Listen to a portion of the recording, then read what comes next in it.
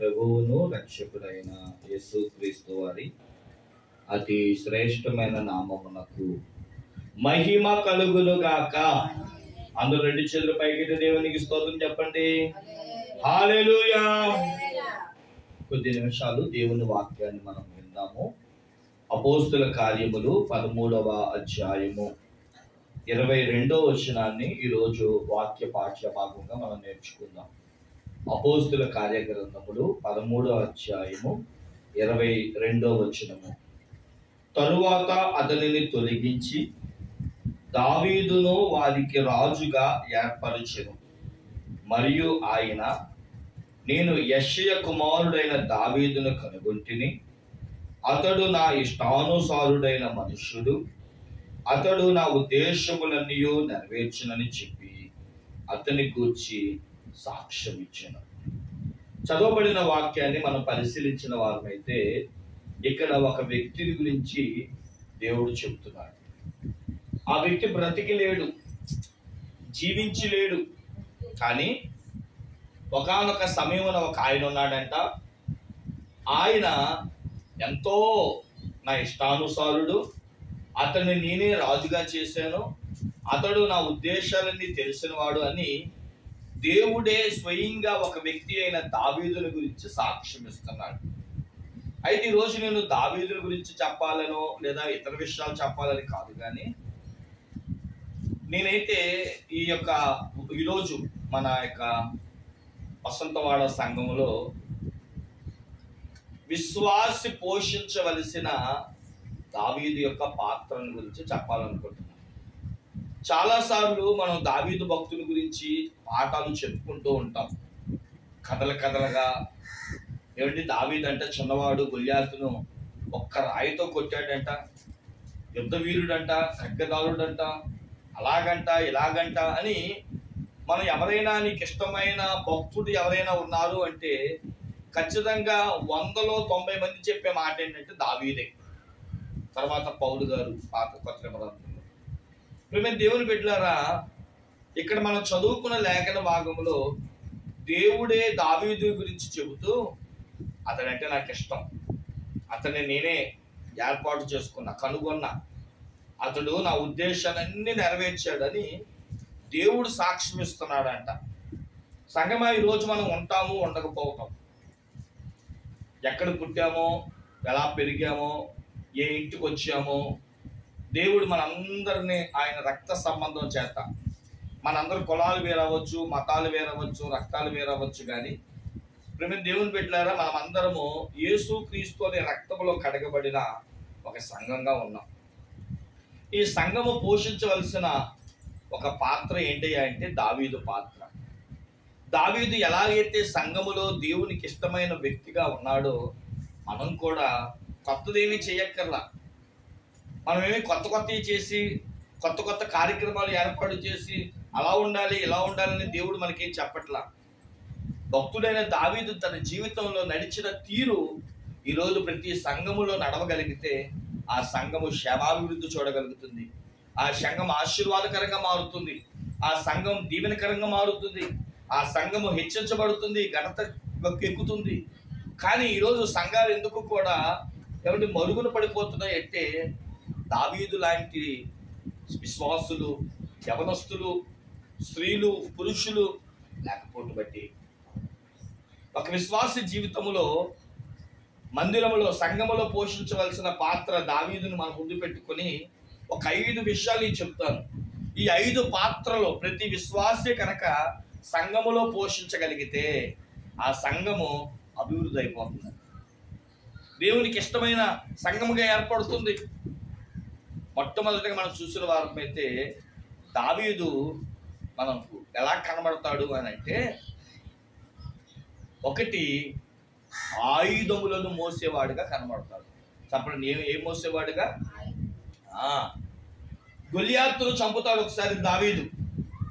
అప్పటికే 39 రోజుల నుంచి ఇజ్రాయేలీలందరూ ఆ ఫిలిస్తీయుని బట్టి భయపడిపోతారు. రండ్రా చూసుకుందాం, అందరూ రాకపోతే ఒకటి రండ్రా, నాతో యుద్ధం చేయండిరా, మీలో ఎవడైనా మగోడు అనేవాడు ఉంటే నాతో యుద్ధం చేయండి, నన్ను ఓడిస్తే మేమందరూ మీకు దాసులైపోతాం, మేము మిమ్మల్ని ఓడిస్తే మీరు మాకు దాసులు అవ్వాలి అనే మాటకి మొదటి రోజే సౌలు, ఆయనతో పాటు ఉన్న పరివారము, సైనికులు అందరూ భయపడిపోతారు. కానీ అన్నలను చూడడానికి వచ్చిన దావీదు ఆ స్వరాన్ని విని, ఎవడి వీడు? సున్నతి లేని ఫిలిష్తీయుడు, వీడా దేవుణ్ణి తిట్టేది, వీడా దేవుని కొరకు రోషం తెచ్చుకొని దేవుని బిడ్డల మీద తిరుగుబాటు చేసేదని చెప్పి వెంటనే రోషం తెచ్చుకొని సౌలు గారి చేత పర్మిషన్ తీసుకొని యుద్ధ రంగంలో అడుగుపెట్టి ఆ యుద్ధాన్ని గెలుస్తాడు. ఆ యొక్క గొల్యాతు యొక్క ఖడ్గంతోనే గొల్యాతును సంహరించిన తర్వాత సౌలు అడుగుతాడు, ఎవడు ఆ యవనస్తుడు ఎవరు అంటే, చూడండి మొదటి సమూయేలు గ్రంథములో మనం చూడగలుగుతాము. మొదటి సమూయేలు గ్రంథము 17వ అధ్యాయము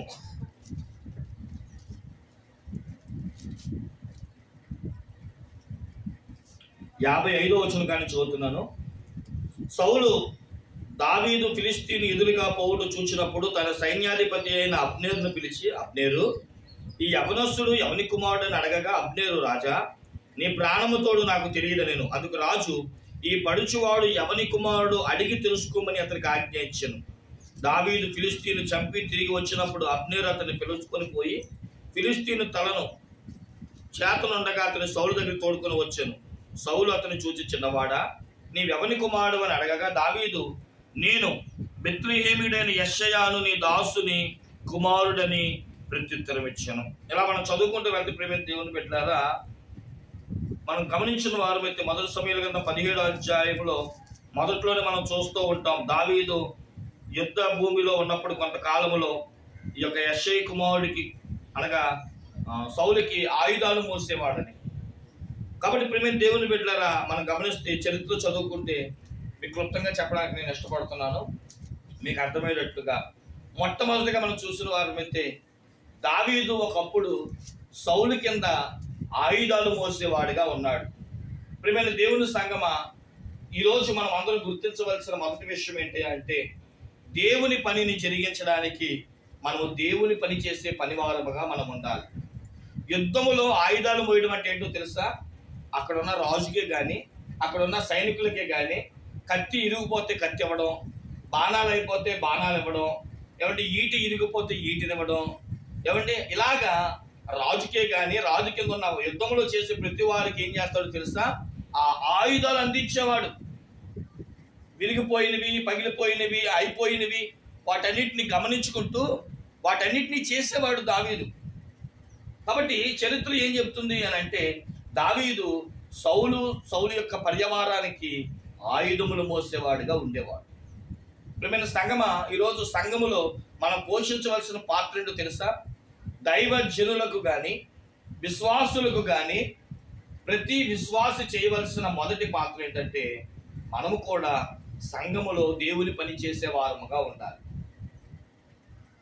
ప్రార్థనకు వచ్చారు కొంతమంది, ఈలోపు దైవజనులు నిలబడి వాక్యం చెప్తున్నారు, ఈలోపు ఎవరికో మంచినీళ్ళు వేస్తాయి. ఈ ఎదుట కూర్చున్నవాడు చివరికి వెళ్ళి తీసుకోలేడు. సంఘములో ప్రేమ దేవుని పెట్టారా, సభలు జరిగినప్పుడు, ఇతర కార్యక్రమాలు జరిగినప్పుడు ఒకడు లేచి ఆ నీళ్ళ క్యాన్ పట్టుకొని ప్రతి విశ్వాసికి మంచినీళ్ళు అవసరమేమో, లేదా ప్రార్థనలు జరుగుతున్నప్పుడు మంచినీళ్ళు అవసరమేమో అందించేవారే ఉండాలి. సంఘం అంతా రాకముందు మ్యాట్లు వేసి తీసేవాడే ఉండాలి. ఏమంటే దేవుని పనిని జరిగించేవాడిగా ఉండాలి.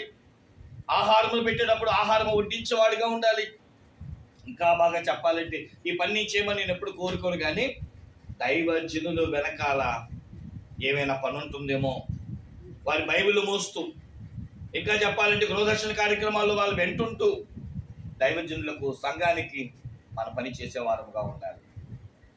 ఈరోజు చాలా సంఘాల్లో కార్యక్రమాలు ఎందుకు జరగట్లేదయ్యా అంటే, పని చేసేవాళ్ళు లేరు. ఏదైనా ఒక కార్యక్రమం పెడితే ఈరోజు పని చేసేవాళ్ళు లేరు. కారణం ఏంటయ్యా అంటే, ఎవరికి వాళ్ళు కూడా మేము గొప్ప వాళ్ళము, మేము ఉన్నతమైన వారము, మేము ఘనత వహించిన వారము, మేము పనిచేయడం ఏంటి, అదేదో చులకన పనిగా ఈరోజు చాలా మంది భావిస్తున్నారు. దేవుని పని చేసేవాడి కంటే దేవుడు భాగ్యపడే దేవుడు కాదు. మొదటి కొరింథీయులకు రాసిన పత్రిక 15వ అధ్యాయం చివరి వచనం 58వ వచనం మనం చదువుకుంటే, ఆసక్తితో ఇంకా పనిచే దేవుని పని ఎవరికి వారు తమ సొంత పనులు చేసుకుంటున్నారే తప్ప దేవుని పని చేసేవారు లేరంటే. దావీదును చూసి మనం నేర్చుకోవాల్సిన మొదటి పాఠం ఏంటో తెలుసా? దావీదు సౌలుకు ఆయుధాలు మోసేవాడు. సంఘములో మనము దేవుని పని చేసే వారముగా ఉండాలి. ఈరోజు చాలా మంది ఆలోచించేయండి, వాళ్ళ ఇంటికాడ వీళ్ళ ఇంటికాడ అక్కడ ఇక్కడ పని చేసే వాళ్ళుగా ఉంటున్నారు. తప్పులేదు, మంచిదే. వాళ్ళు డబ్బులు ఇస్తున్నారు, మనం పని చేస్తాం.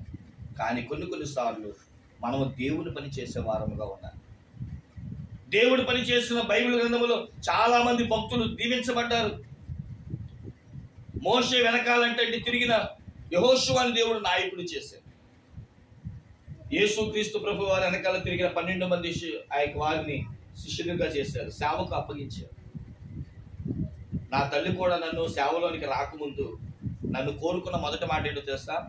అది అబ్బాయి, వచ్చిన పాస్టర్ గారు భోజనం చేసిన తర్వాత ఆయన చేతులు కడుగుతకు నీళ్ళు అందించే వ్యక్తిగా నువ్వు ఉండు అనేది మా మాట. దైవజనులను సైకిల్ మీద ఎక్కి గత 15-20 సంవత్సరాల క్రితం మాటని చెప్తున్నాను. అయ్యగారు ఉన్న అమ్మగారు ఉన్న వాళ్ళు బళ్ళు ఎక్కించుకోవడము, లేదంటే సైకిల్ మీద ఎక్కి తొక్కేవాళ్ళు. కైకులలో నేను 10వ తరగతి చదువుతున్నప్పుడు బైబిల్ మిషన్ మహాసభలు జరుగుతున్నాయని అమ్మగారు చెప్పినప్పుడు 4 ఊర్లు ఆవిడని ఎక్కించుకొని ప్రతి చోట వాల్ పోస్టులు అంటించుకుంటే, ఎందుకంటే తిరిగి రాలేదు, నాకు అంత జ్ఞానం లేదు. అమ్మగారు కోరుకొల్లు, ప్రొద్దువాక ఆ సైడు, కైకులూరు పరిసర ప్రాంతాల్లో కోరుకొల్లు సైడు అదంతా తిప్పుకుంటూ వెళ్ళేదన్నమాట ఆవిడ. ఆ 4 ఊర్లు నాకు తెలిసి. ఆవిడ అయిపోయిన తర్వాత వాళ్ళ సహోదరి కూడా దేవుని పరిచర్యలు ఉంటే ఆవిడని ఎక్కించుకొని మరొక కొన్ని ఊర్లు వెళ్ళి అతికించేవాళ్ళం వాల్ పోస్ట్. అలా తిరిగాను కాబట్టి దేవుడు నన్ను ఈ రోజు ఇంత ఉన్నతమైన స్థాయిలో పెట్టాడు. ఏ పని చేయకుండా, దేవుడి పని చేయకుండా దీవెన రావండి. ఈరోజు దేవుడి పని చేయడం అంటే నామోషి. అందుకని దైవజనులో చక్కని పాట పాడారు. ఏంటి ఆ పాట అని మనం చూసిన వారమైతే, నా పేరే తెలియని జనులు ఎందరో ఉన్నారు, నా ప్రేమను వారికి ప్రకటింప కొందరే ఉన్నారు, వెళతారా మీలో ఎవరైనా, వెళతారా మీలో ఒకరైనా. చూడండి, నా గురించి సువార్త ప్రకటించేవారు ఈరోజు చాలా తక్కువగా ఉన్నారు. అలాంటి తక్కువగా నడిపించే సేవకులకి మనం చేవోడు ఇవ్వాలి. అక్కడ దాని కింద వచ్చిన వాళ్ళు అంటాడు కదా, ఇలా చెప్తాను. డేవిడ్ లివింగ్స్టన్ అనే ఒక సేవకుడు ఉన్నాడంట. ఆ సేవకుడు దేవుని యొక్క సువార్తను ప్రకటించేవాడు. అయ్యగారు సువార్త ప్రకటించిన తర్వాత చాలా గ్రామానికి వెళ్తూ ఉండేవారు. ఆయన అడుగులు గుండా వెళ్తున్నప్పుడంట కొన్నిసార్లు ఏమంటే జంతువుల వల్ల కానీ మనుషుల వల్ల కానీ ప్రమాదాలు జరిగేవి. అయితే ఆ సంఘంలో ఒక ఆవిడ ఉందంట, బాగా ధనవంతురాలు. ఇదే వాక్యము లేదా ఎలాంటి వాక్యమే దైవజనులు చెప్పినప్పుడు ఆవిడ రోజు ఒక మాట అందంట. ఆవిడ, అయ్యగారు, నేను రాలేను, నీకు ఎలాంటి సపోర్ట్ చేయలేను, నాకున్న ఆస్తిని బట్టో అంతస్తుని బట్టో నాకున్న వైభవాన్ని బట్టో నేను మీ వెనకాల ఏ పని చేయలేను, కానీ ఒక పని చేయగలను. అదేంటో తెలుసా?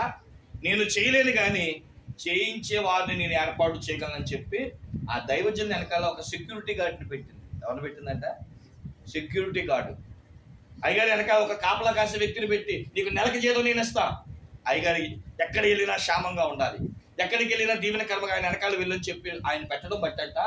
ఒక్కనొక రోజున ఆ దైవజనులు స్వార్థ ప్రకటించుకుంటూ అడుగుకుంటూ వెళ్తే ఓ సింహం ఎదురైందంట.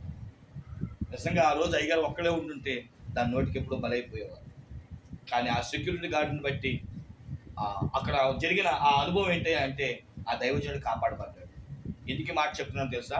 కొన్నిసార్లు మనమైనా చెయ్యాలి, లేదా చేసేవారినైనా సరే పంపాలి. నువ్వు చేయలేవు, నీ కుటుంబీకులు ఎవరినైనా పంపి దేవుని పని జరిగించు, లేదా నీ ధనాన్ని ఇచ్చైన దేవుని పనిని జరిగించాలి. నీ ద్వారా దేవుని పని జరగాలి. అందుకని మన పాటలో కూడా పాట పాడతాం, సమర్పణ చేయుము ప్రభువునకు నీ దేహము ధనము సమయము. నా దేవునికి ఏం సమర్పణ చేయాలంట?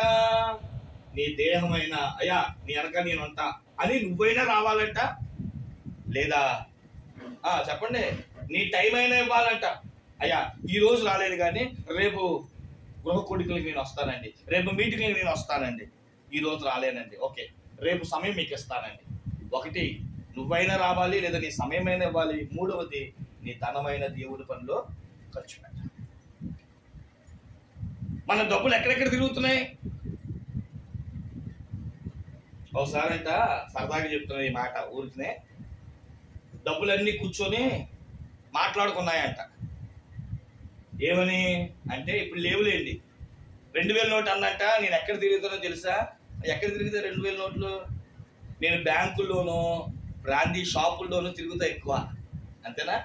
దాస్తే బ్యాంకులో దాస్తాం, లేదా ఖర్చు పెట్టేస్తాం. చందన బ్రదర్స్కి ఇలాంటి చోట్లకి ఖర్చు పెడతాం. 2000 రూపాయల నోట్ అందంట. నేను పెద్ద పెద్ద బ్యాంకుల్లోకి, బ్రాందీ షాపుల్లోకి, షాపులు ఇంకా చెప్పాలంటే మాల్స్లోకి వెళ్తా, రెస్టారెంట్లోకి వెళ్తా, నేను అంత ఖరీదైన దాన్ని అందంట. 500 రూపాయల నోట్ అందంట. నేను మరీ అంత దూరం వెళ్ళలేను, కానీ నేను పేదవాడు జోబిలో ఉంటాను అందంట. చెప్పండి, ఎక్కడ ఉంటుందంట?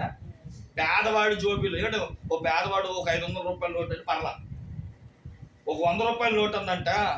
నేను భిక్షగాడి యొక్క దాంట్లో ఉంటా. 10 రూపాయలు నోట్ అందంట. నేను కానుక డబ్బాలో ఉంటాను. అంతేనా? అంతేనా? మనం అంతకంటే ఎక్కువ వేస్తామా? నేను ఎక్కువ ఎక్కడ ఉంటానంటే కానుక డబ్బాలో ఉంటా, దేవుని కానుక డబ్బాలో. కారణం ఏంటి అంటే, ఈరోజు అంతే దేవునికి. దావీదు తన జీవితంలో మనకు ఒక పాఠం నేర్పుతున్నాడు. నేను దేవుని సేవకుడైన సౌలు వెనకాల ఆయుధాలు మోసేవాడిని. యుద్ధము జరిగినప్పుడు నా పని ఎంత అవసరమో, యుద్ధము జరిగినప్పుడు ఆ యొక్క రాజుకి నా యొక్క అవసరం ఎంత ఉందో నాకు బాగా తెలుసు. నేను లేకపోతే యుద్ధములో ఆయుధాలు అందించేవాడు ఎవడుంటాడు? కత్తులు ఈటలు అందించేవాడు ఎవడుంటాడు? యుద్ధము ఏమైపోతుంది? అప్పుడు ఓడిపోదా? కాబట్టి కత్తులు లేకపోయినప్పుడు యుద్ధం ఏం చేస్తాం మనం? ఆయుధాలు లేనప్పుడు, బాణాలు లేనప్పుడు యుద్ధం ఏం చేయగలం? అందుకని ఒక పనివాడిని పెట్టుకుంటారు, ఆయుధాలు మోసేవాడిని. వాడు వచ్చి ఏం చేస్తాడంటే ఆయుధాలను, ఎవరికి కావాల్సిన ఆ రాజు యుద్ధంలో కావాల్సిన ఆయుధాలను సమకూర్చేవాడు. దావీదంట ఆయుధాలు మోసేవాళ్ళు ఉన్నాడు. మనం కూడా సంఘంలో దావీదు యొక్క పాత్రలు తెలుసా? దేవుని పని కొరకు మనము దేవుని పని జరిగించే వారముగా ఉండాలి. ఇక రెండవ అనుభవం దగ్గరికి వస్తున్నాను. రెండో అనుభవం ఏంటో తెలుసా? దావీదుని ఎప్పుడైనా యుద్ధం చేయమంటే, నేను వెనకాల ఉంటానండి, మీరు ముందు చేయండి అంటావు. ముందు వరుసలో ఉంటాడు. చెప్పండి, ఎక్కడ ఉంటాడు? ముందుంటాడు. దేవుని పని చేయడానికి నువ్వు ముందుంటున్నావా, వెనకాల ఉంటున్నావా? నా మాటలు మీకు అర్థమవుతున్నాయా? దేవుని పని జరుగుతున్నప్పుడు మనం ముందుంటామా, వెనకాల ఉంటామా? నేను చదువుకునేటప్పుడు ఒక ఆయన ఒక మాట చెప్పాడు అనమాట. దాన్ని రివర్స్లో చెప్పాలి. అదేంటంటే, చదువుకునేటప్పుడు ముందు,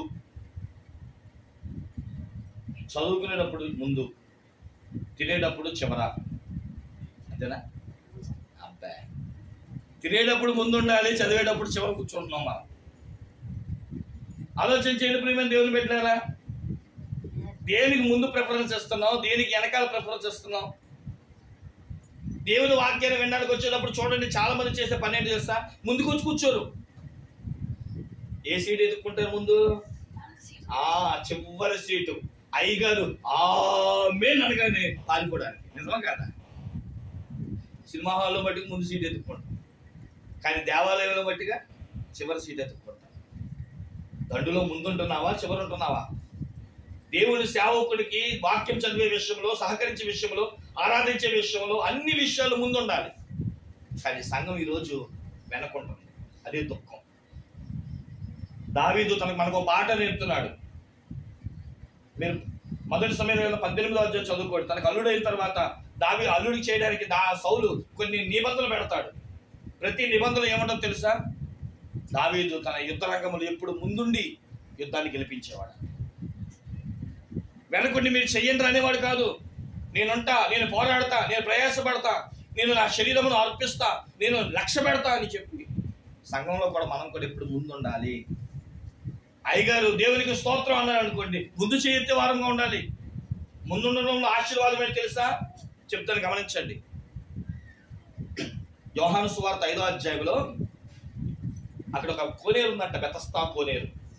ఆ కోనేరులో నీటి ప్రవాహం జరుగుతూ ఉంటుంది. దేవదూత ఆ నీటి ప్రవాహం దగ్గరికి వచ్చి నీళ్లు కదిలించేటప్పుడు ఎవడు మొదటి దిగునో, ఎవడు ముందుంటాడో వాడు ఎట్టి వ్యాధి వస్తుడైన వాడికి స్వస్థత. దేవునికి స్తోత్రం చెప్పండి. హల్లెలూయా.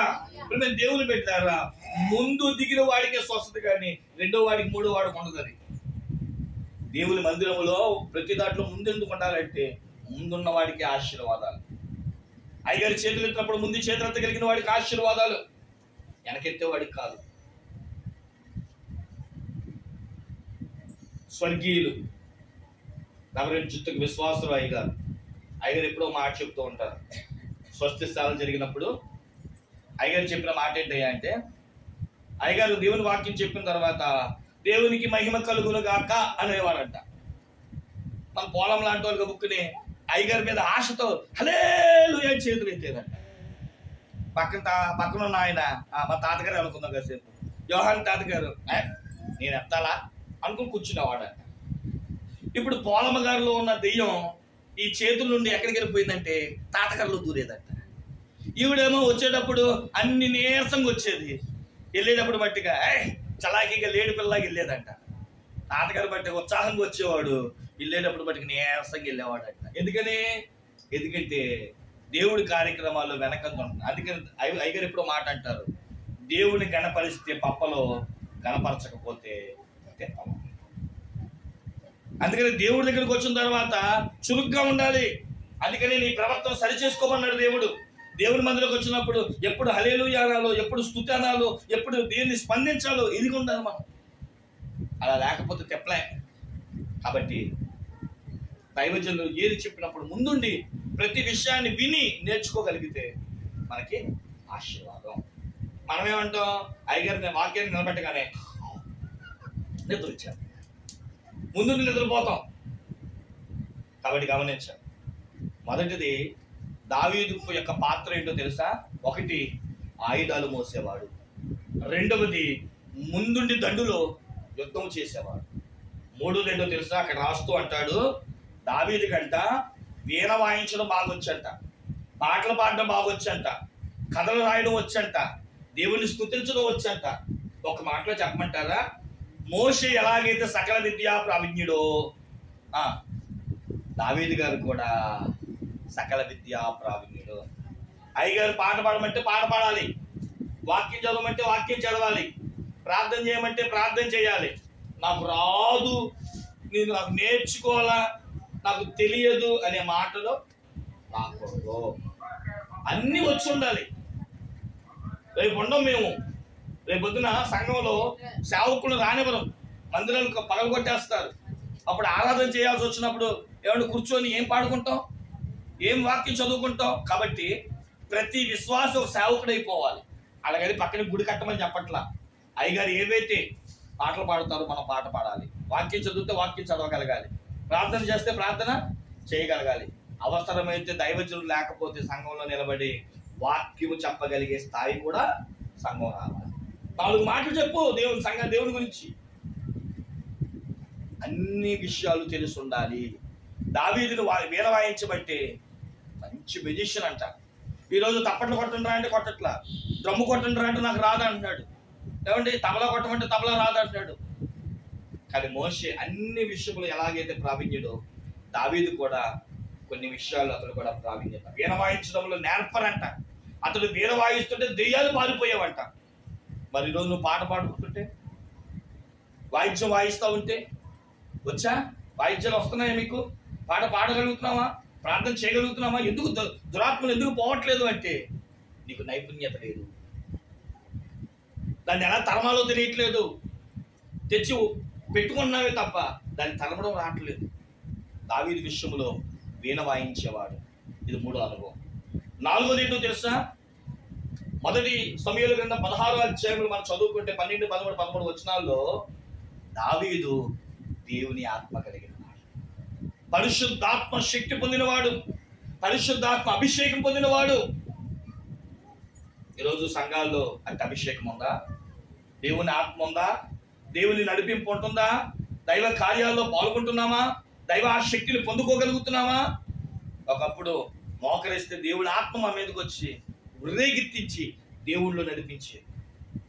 కానీ ఈరోజు ఎందుకు రావట్లేదంటే హృదయం బాగోల, మనసు చెడిపోయింది.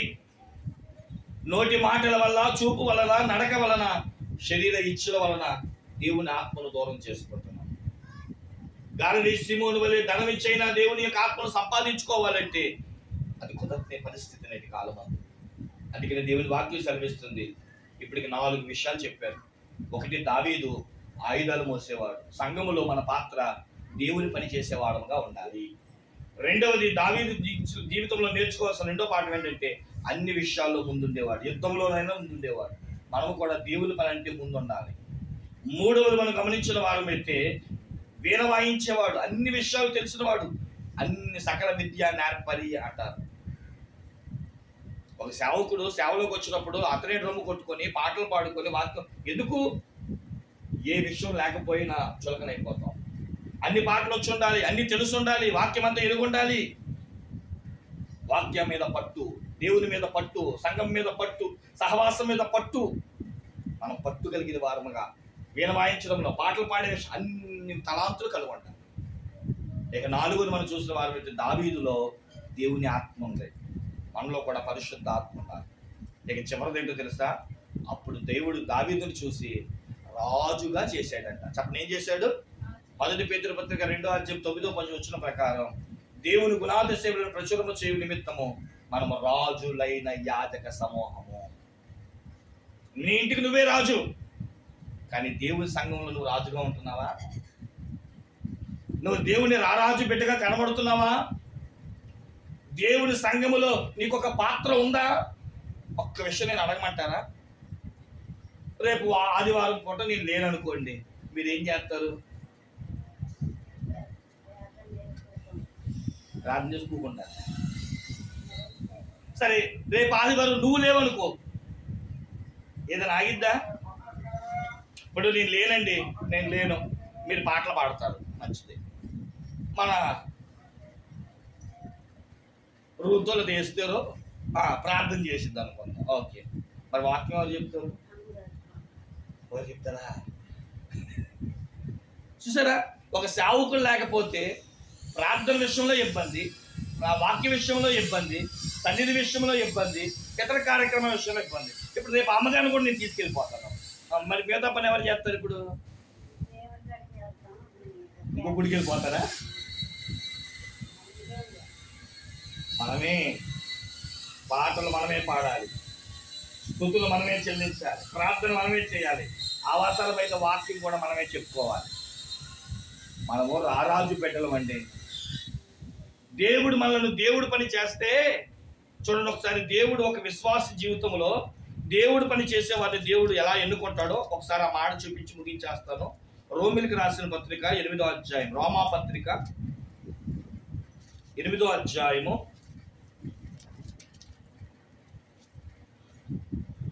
28వ వచనం కానీ చదువుతున్నాను. దేవుని ప్రేమించు వారికి మేలు కలిగేటకే సమస్తము సమకూడి జరిగినట్లు ఎరుగుదు. ఎందుకనగా తన కుమారుడు అనేక సహోదరుల్లో జ్యేష్ఠుడు ఉన్నట్లు, 1 దేవుడు ముందు ఎవరిని ఎరుగునో వారిని తన కుమారుని స్వరూపం గల వారిని ముందుగా నిర్ణయించును. 1 ఎరుగుతాడు, 2 నిర్ణయించుకుంటాడు, మరియు ఎవరిని ముందుగా నిర్ణయించునో వారిని పిలుచుకుంటాడు. 3వది ఎవరిని పిలుచునో వారిని నీతిమంతులుగా మార్చుకుంటాడు. 4వది ఎవరిని నీతిమంతులుగా మార్చునో వారిని మహిమపరుచుకుంటాడు. దేవునికి మహిమ కలుగును గాక. పాటలు పాడే తలాంతు నీకుంటే ప్రార్థన చేసే తలాంతు ఇస్తాడు. ప్రార్థన చేసే తలాంతు ఉంటే వాక్యం చెప్పే తలాంతు ఇస్తాడు. వాక్యం చెప్పే తలాంతు ఇస్తే మందిరం సేవ చేసే తలాంతులు ఇస్తాడు. ఏమండి, నేను పుడుతూ సేవకుడిని అయిపోలా. ఒకప్పుడు మీ మధ్య కూర్చునేవాడిని, మీతో పాటు ఉండేవాడిని. అలాంటి నన్ను దేవుడు పిలిచాడు సేవకి. ఏమండి, మళ్ళీ చెప్తున్నాను, ఒక సేవకుల కింద చేతులు కడిగే స్థితిలో, వాళ్ళు ఎక్కించుకొని తిరిగే స్థితిలో, పాటలు పాడే స్థితిలో, ప్రార్థన చేసే స్థితిలో, దేవుని ఆత్మను పొందుకునే స్థితిలో, అన్ని విషయాలు దేవుడు నన్ను చూసి ఈ అబ్బాయి దేవుడు సేవ చేయడం అయితే బాగుంటుందని తీసుకొచ్చి ఇదిగో ఇక్కడ నిలబెట్టాడండి. దేవుడు ఒకటి తర్వాత ఒకటి. ఫస్ట్ తరగతి అయితే 2వ తరగతి, 2వ తరగతి అయితే లేదండి నేను ఎప్పుడు 1వ తరగతిలో ఉంటామంటావా?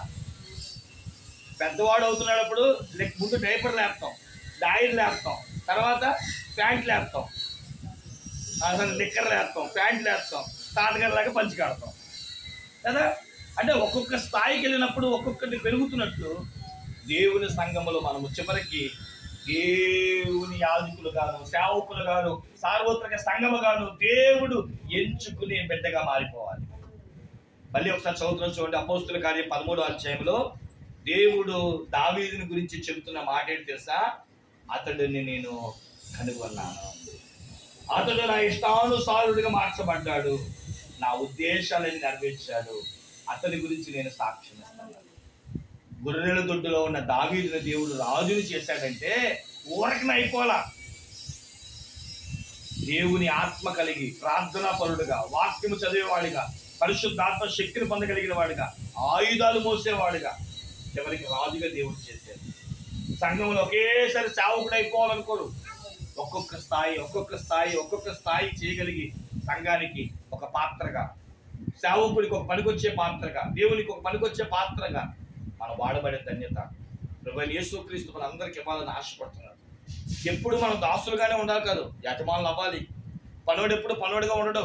ఒక సమయం వస్తుంది, డబ్బు సంపాదిస్తాడు, అప్పులన్నీ తీర్చుకుంటాడు, వాడే వాండర్ అయిపోతాడు. కానీ ఈరోజు చాలా మంది యజమానులు అవ్వాల్సిన స్థాయిలో ఇంకా దాసులుగానే, దాసోహంలోనే ఉన్నారు. అందుకని దేవుడు బాధపడుతూ, ఒక విశ్వాసి దావీదు వలె ఒక పాత్రను పోషించగలిగితే సంఘంలో ఆ సంఘము అభివృద్ధి అవుతుంది, ఆ వ్యక్తి అభివృద్ధి అవుతాడు, దావీదులాగా హెచ్చించబడతాడు, దావీదులాగా కొనియాడబడతాడు. దేవుడి మాటలు దీవించిన గాక. తల వంచన ప్రార్థన చేసుకోండి.